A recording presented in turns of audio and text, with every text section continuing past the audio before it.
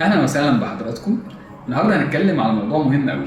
ناس كتير لما بتيجي العياده بتسالني على مش على التكميم، على اسامي مختلفه للتكميم. يعني بيسال حضرتك بتعمل التكميم اللي اسمه كذا، طب ده حلو ولا لا؟ طب ده حاجه كوميرشال ودعايه، ولا دي حاجه ليها اساس علمي وبتفرق مع المريض وبتفيده ولا لا؟ فخلينا النهارده نحاول نجمع معظم الاسامي دي ونشوف الحاجات اللي ليها اصل علمي، وانا هحاول اسيب في الديسكربشن الريفرنس العلمي للمواضيع دي، بحيث تبقى ريفرنس لاي حد بعد كده عايز يعرف الحاجه دي كويسه او لا، او ليها اساس علمي او لا. الاول خلينا نتكلم عن التكميم. هو عباره عن ايه؟ التكميم انا بقص 80% من المعده اللي بيطلع معظم هرمون الجوع، فاحساس الجوع يبقى قليل وكميه الاكل الصغيره تخليني شبعان ومبسوط، مع الحفاظ على مدخل ومخرج المعده ثابت.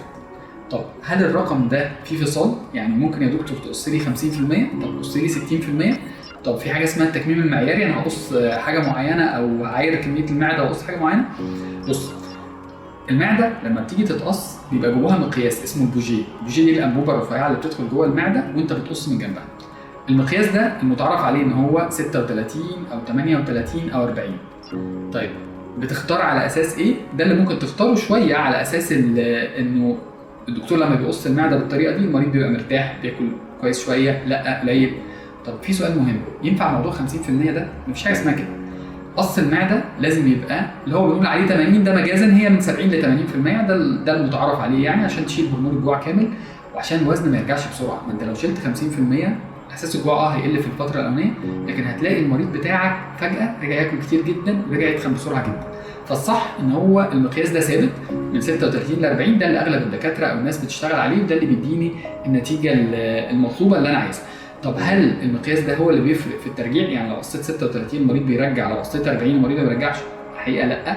الترجيع ده ليه علاقه بكذا نقطه، ان منتصف المعده ما يبقاش ضيق، ان المعده ما يبقاش فيها التواءات، ودي بترجع شويه لخبره الجراح انه يقص المعده مظبوط بحيث ما يضايقش جزء قوي او حاجه هي اللي تعمل المريض ترجيع.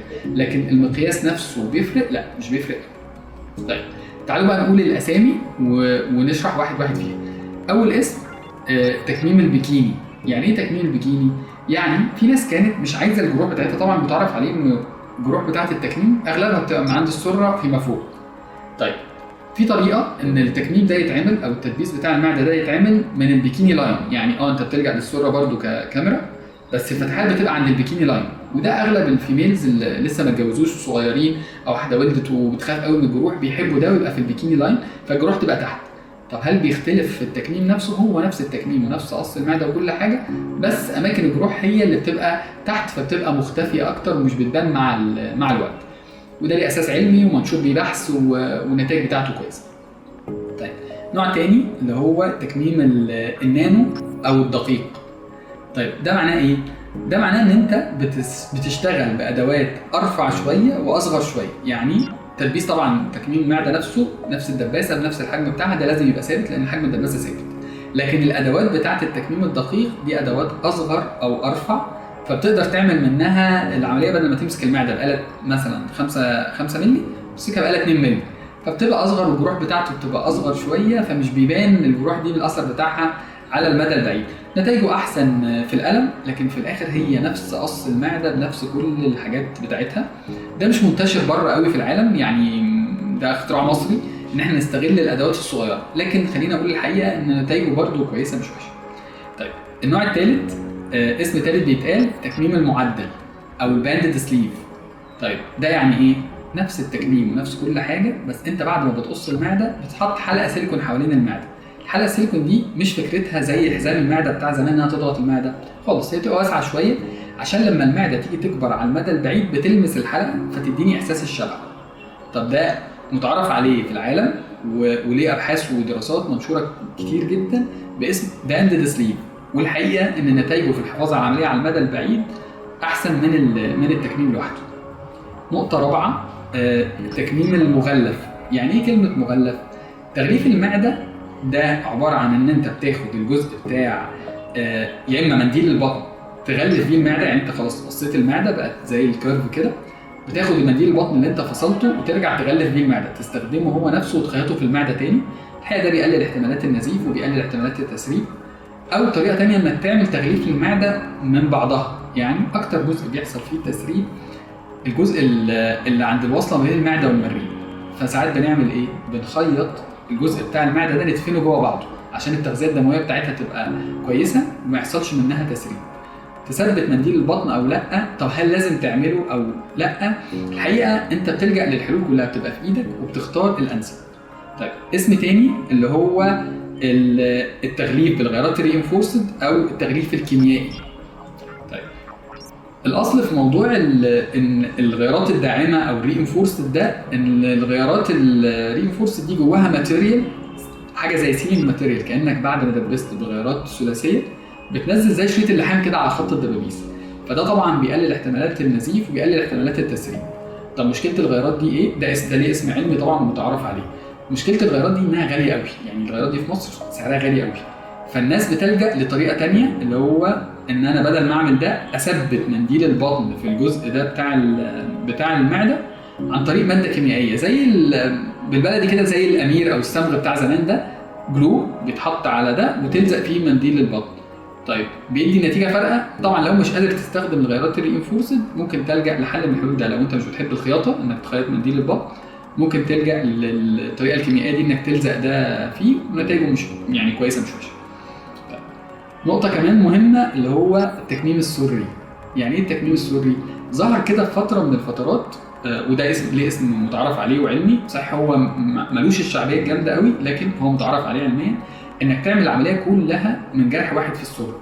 بيبقى جرح اكبر شويه وليه بورت مخصص والادوات بتاعته عشان تقدر، انت لو دخلت من جرح واحد في السره عشان تقدر تشتغل لازم الادوات دي تبقى ارتكيليتد اللي هي واخده زوايا معينه عشان تبدع كده وتقدر تشتغل بيها على المعده تاني. الحقيقه الارجونومكس بتاعته مش مريحه قوي.